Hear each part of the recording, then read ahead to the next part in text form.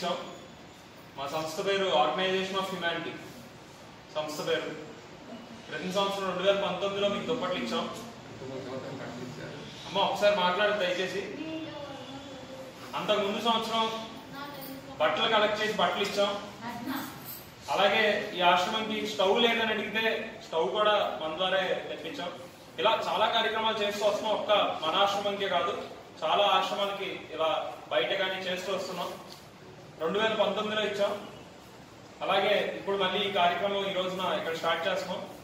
ముందుగా మా సంస్థకి స్ఫూర్తి దాతలు స్వామి వివేకానంద, శ్రీ అరవిందో, డాక్టర్ ఏపీజే అబ్దుల్ కలాం వారికి పుష్ప సమర్పణ చేశాక ఒక 2 మాటలు చెప్పాక మీకు ఈ కార్యక్రమం మొదలవుతుందమ్మా. రండి అందరూ పుష్ప సమర్పణ.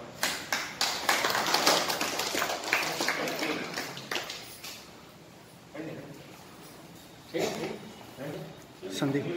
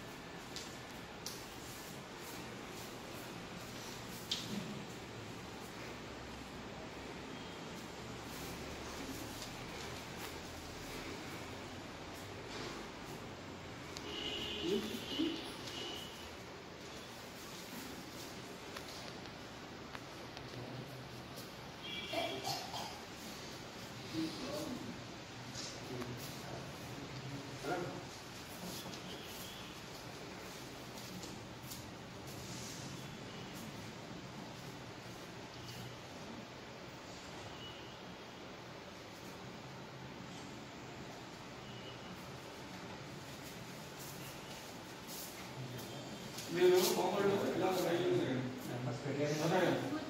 మీరు మొబైల్ కోవిడ్ నుంచి లక్ష్మీ మేడం ఇలా లక్ష్మీ కావాలంటే లక్ష్మీ గారికి అయింది అంటే ఎంగేజ్మెంట్ వరకు అదే ప్రాబ్లం ఉన్నారు మా దగ్గర అవును ప్రాబ్లం ఆగిందంటే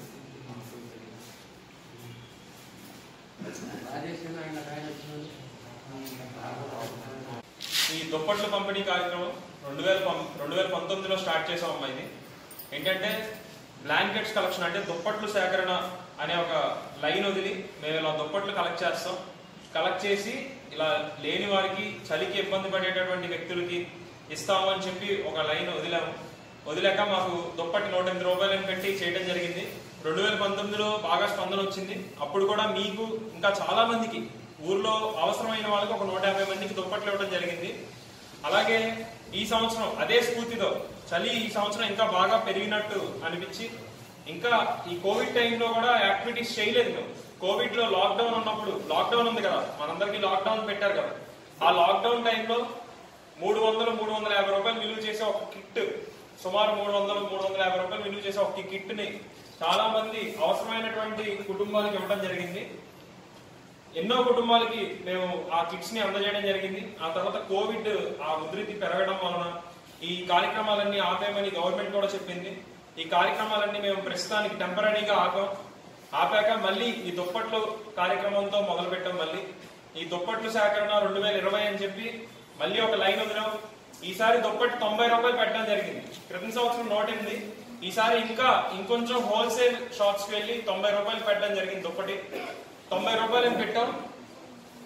మాకు బాగా అనూహ్యమైన స్పందన వచ్చింది. మాకు కావాల్సిన దుప్పట్లు మా దగ్గరికి వచ్చాయి.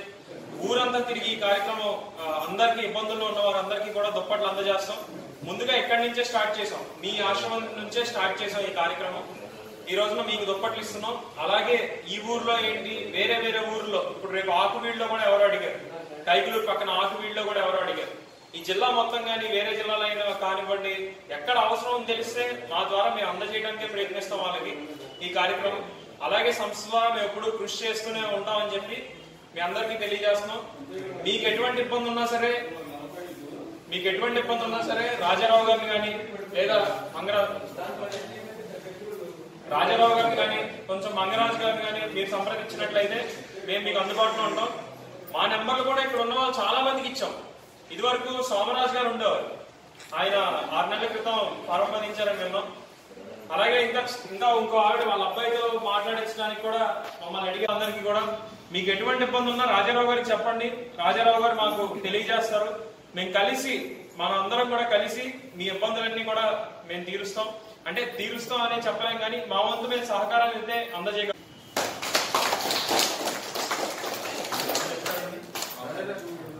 మనకి 2017 నుంచి మన ఓల్డ్ ఏజ్ హోమ్కి వస్తున్నారు.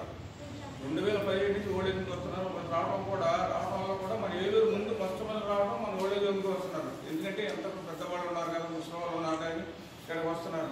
2017లో మనకు అవి ఇచ్చారు, కొన్ని ఏర్పాట్లు చేశారు, కొన్ని ఇచ్చేయలేదు. తర్వాత 2018లో కూడా మనకి 2000 ఇప్పుడు 20 వచ్చేసింది.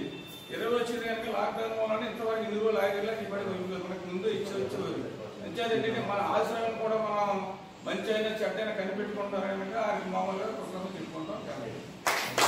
అందరికీ కృతజ్ఞతలండి. మా ఓల్డ్ ఏజ్ హోమ్కి తరచుగా వస్తూనే ఉన్నారు, ఏదో సేవలు చేస్తూనే ఉన్నారండి.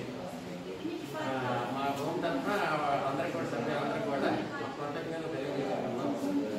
ప్రతి సంవత్సరం వారి పరిధిలో వీలైన మట్టికి సహాయం చేస్తూనే ఉన్నారు.